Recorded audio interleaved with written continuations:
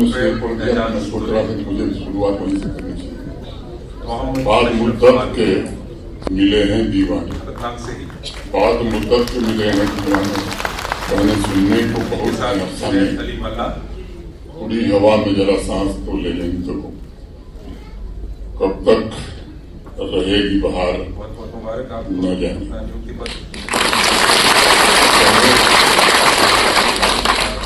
मैं पाकिस्तानी दहशतगर्दी के शिकार हुए सभी शहीदों को श्रद्धांजलि अर्पित करता हूँ। उनके निकटतम पर मैं उन्हें नमन करता हूँ। जम्मू कश्मीर पुलिस, भारतीय सेना, CAPF की शूरवीरता को भी सैल्यूट करता हूँ। अभी हाल ही में 28 जुलाई को ऑपरेशन महादेव के दौरान 3 पाकिस्तानी आतंकवादियों को मार करके पहलगांव में हुए नृशंस का बदला लेने का काम हमारे वीरों ने किया।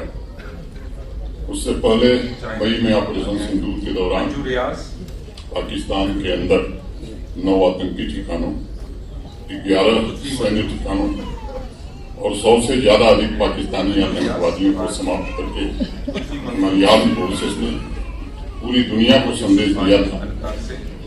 जैसा माननीय प्रधानमंत्री जी ने कहा, भारत अब किसी भी टेरर एक्ट को एक्ट ऑफ वॉर मानेगा और अगर हमारे नागरिकों का खून बहेगा तो पड़ोसी को उसकी भारी कीमत चुकानी पड़ेगी। आपने अभी सभागार में की जुबानी सुनी। 3 दशक तक आतंकवादी मुल्क ने आम जम्मू कश्मीर के निवासियों का लहू बहाया। अनेक परिवार आज इस सभागार में मौजूद हैं। वक्त गुजरता गया लेकिन उनका दर्द नहीं। मैं मानता हूं जो पीड़ा आपने झेली है उसे शब्दों में बयां करना ये बड़ा कठिन काम है। जो तकलीफें, जो मुश्किलें आपको उठानी पड़ी हैं उसकी तुलना नहीं की जा सकती। आज भी जब हम में से अनेक लोग टेरर विक्टिम फैमिली से मिलते हैं, उनके चेहरे पर जो जख्म दिखाई पड़ता है किसी को दर्द देता है।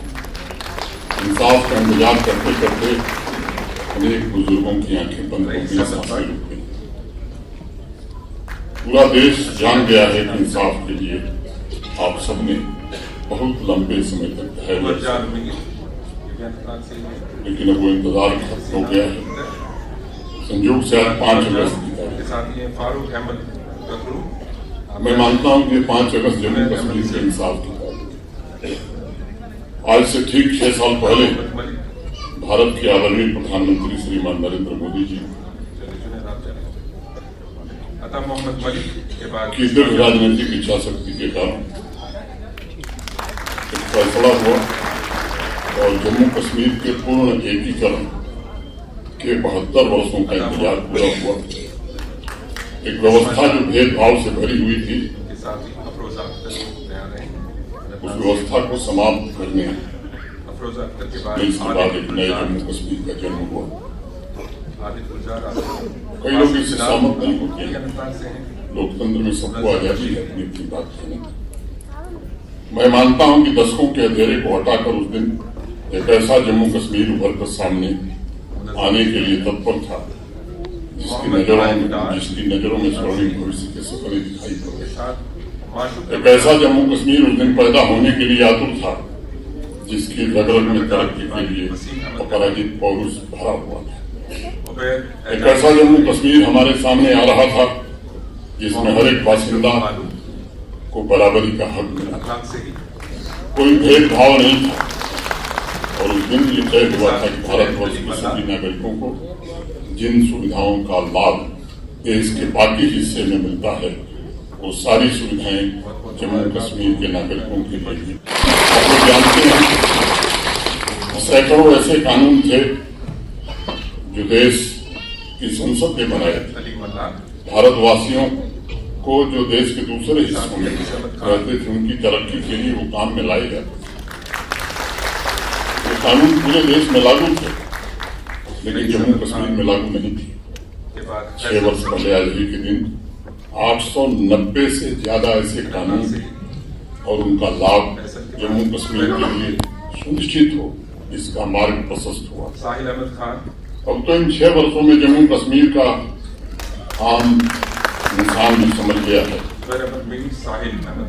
370 की आड़ में कैसे आतंकवाद और अलगाववाद को बढ़ावा दिया जाता था। हजारों निर्दोष नागरिकों को आतंकवादियों ने